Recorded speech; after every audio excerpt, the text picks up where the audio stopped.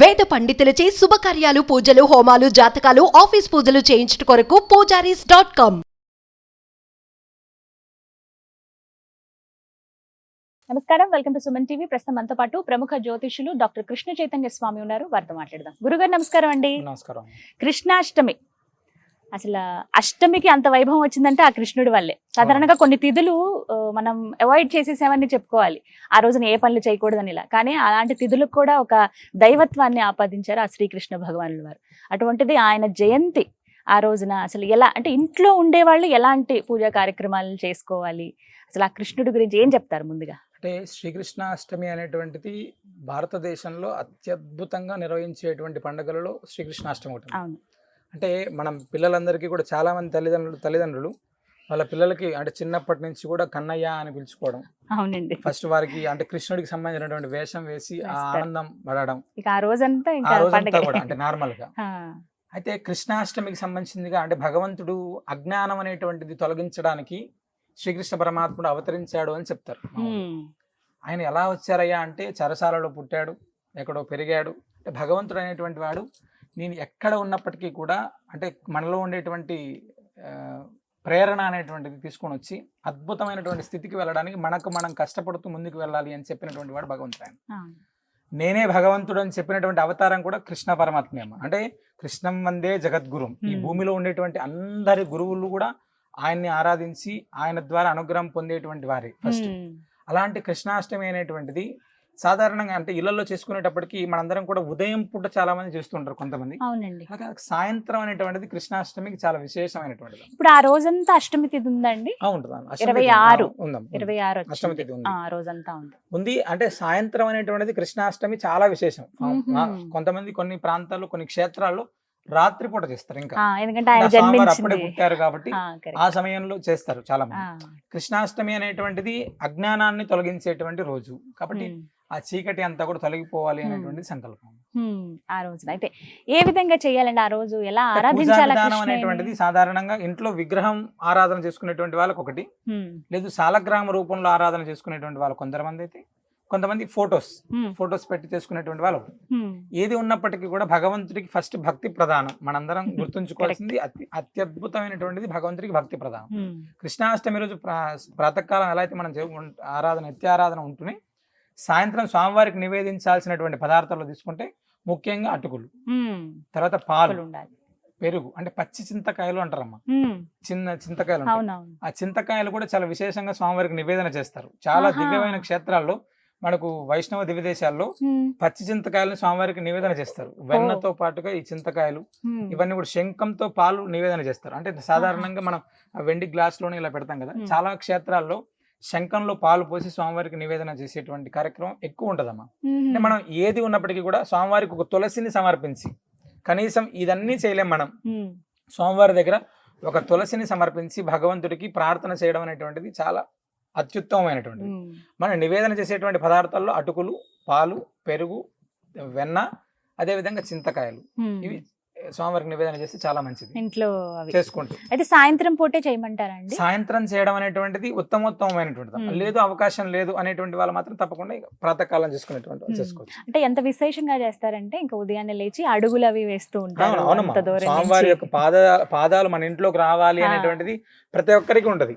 సాధారణంగా మనం అంటే చమత్కారంగా తీసుకుంటే చిన్నప్పుడు కృష్ణుడు వాళ్ళ ఇంట్లో తిరగాడితే చాలా ఆనందంగా ఉండేటువంటి వాళ్ళు. మనం చాలా ఇళ్లలో పెళ్లి అయినటువంటి అమ్మాయిలకి వడి బియ్యం అని పోస్తారు మామూలుగా. ఆ వడి బియ్యం అనేటువంటి పోసేటప్పుడు ఇది దోగాడేటువంటి కృష్ణుడికి ఆ వడిలో నింపుతారు. చాలా ఇళ్లలో ఉంటుంది. అంటే పండంటి కృష్ణుడు లాంటి కొడుకు పుట్టాలి వీళ్ళకి అని. అంటే స్వామి సంతాన ప్రాప్తి కలిగించేటువంటి వాడు అని ఆయనకు పేరమ్మ. అంటే సంతాన గోపాల మంత్రము అని ప్రత్యేకంగా ఈ కృష్ణుడి కోసమే ఉంది. సంతాన వేణుగోపాల. అలా అంటే స్వామి ఆరాధన అనేటువంటిది అంత గొప్పది. మన దగ్గర తీసుకుంటే కాళింగ నర్తన శ్రీకృష్ణ పరమాత్ముడు ఉన్నారమ్మ ఇక్కడ మన ఆశ్రమంలో. 750 సంవత్సరాల నుంచి రంగాచార్య స్వామి వారికి ఎలా అయితే కల్పవృక్షం అని ఇచ్చారో, ఆ రంగాచార్య స్వామి వారికి సంబంధించి ఇంకా పూర్వీకులు వాళ్ళకంటే పూర్వీకుల దగ్గర నుంచి కూడా ఇక్కడ ఈ యొక్క కృష్ణ పరమాత్ముడిని ప్రత్యేకంగా ఆరాధన చేస్తారు. స్వామివారి వెన్న ముద్ద చేతులు పట్టుకొని కాళింగ నర్ధనం చేస్తూ ఉంటారు స్వామివారు ఇక్కడ. ఇక్కడ కూడా చాలా అద్భుతమైనటువంటి శ్రీకృష్ణాష్టమి వేడుకలు మనం చాలా వైభవంగా జరుగుతాయి ఇక్కడ కూడా. చేయబోతున్నారు.